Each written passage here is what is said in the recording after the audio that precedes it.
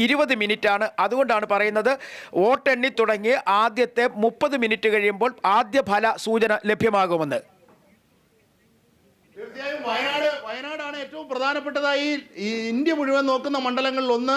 രാഹുൽ ഗാന്ധി അവിടെ 52 വോട്ടിനാണ് postal vote എണ്ണുമ്പോൾ 52 വോട്ടിൻ്റെ മുന്നിലാണ് രാഹുൽ ഗാന്ധി എന്നുള്ളതാണ് ഏറ്റവും പ്രധാനപ്പെട്ട വസ്തുതകളായി വരുന്നത്.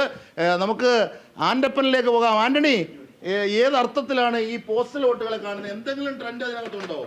പോസ്റ്റൽ വോട്ടുകൾ സാധാരണ നിലയിൽ ആ ട്രെൻഡ് ഏതാണ്ട് ഇത്തവണ കൂടുതൽ പോസ്റ്റൽ വോട്ടുകളുണ്ട്. കാരണം വീട്ടിലോട്ട് അടക്കമുള്ള കാര്യങ്ങൾ ഇത്തവണ ഇൻട്രൊഡ്യൂസ് ചെയ്തുകൊണ്ട് തന്നെ കൂടുതൽ പോസ്റ്റൽ വോട്ടുകളുണ്ട്. പക്ഷേ അതൊരു ട്രെൻഡ് എന്ന നിലയിൽ കാണാൻ കഴിയില്ല. കാരണം EVM മെഷീനിലെ വോട്ടുകൾ എണ്ണി തുടങ്ങുമ്പോൾ മാത്രമാണ് കൃത്യമായൊരു ട്രെൻഡ് വന്നിട്ടുണ്ട് എന്നുള്ള കാര്യം മനസ്സിലാക്കാൻ സാധിക്കുക. ഏതായാലും അതിന് രാഹുൽ ഗാന്ധി 52 അടുത്ത് മുന്നിലാണ്, 52 വോട്ടിന് മുന്നിലാണ്.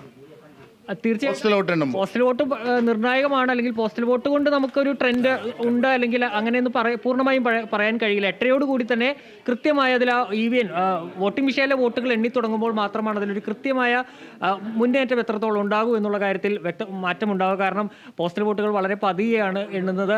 അതിൽ ചെറിയ മാറ്റങ്ങൾ ഇനിയും വരാൻ സാധ്യതയുണ്ട്. ഇപ്പോൾ കാണുന്ന മാറ്റം ഇനിയും വരാൻ സാധ്യതയുണ്ട്. അതുകൊണ്ട് തന്നെ പോസ്റ്റൽ വോട്ടുകൾ ഒരു തരത്തിലും നമുക്ക് പരിഗണിക്കാവുന്ന ഒന്നല്ല തെരഞ്ഞെടുപ്പുമായി ബന്ധപ്പെട്ട്.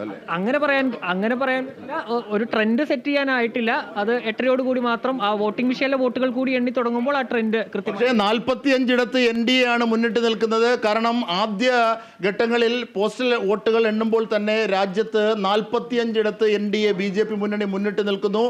ഇന്ത്യ മുന്നണി 15 മുന്നിട്ട് നിൽക്കുന്നത്. മറ്റുള്ളവർ 5 മുന്നിട്ട് നിൽക്കുന്നു എന്നുള്ളതാണ് ഏറ്റവും ഉയർന്ന രീതിയിൽ